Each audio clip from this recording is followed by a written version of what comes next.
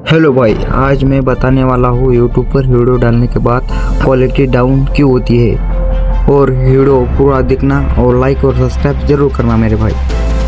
वो ये HD quality है क्या, वो 1000 रख देने की, और FPS है क्या, वो 16 रख देने का। गेम में आने के बाद वो गेम पे लेके रिकॉर्डिंग चालू करने की, और गेम की रिकॉर्डिंग करने के बाद और कैपकट में आने का, और कैपकट में वीडियो एडिट करने का, और वीडियो एडिटिंग करने के बाद रिकॉर्डर में भी 1000 क्वालिटी रखी थी, MBPS इधर भी 16 रखो,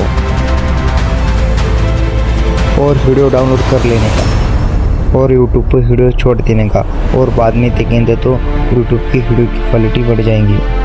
और लाइक और सब्सक्राइब जरूर करना कि वीडियो देखो कैसी क्वालिटी है।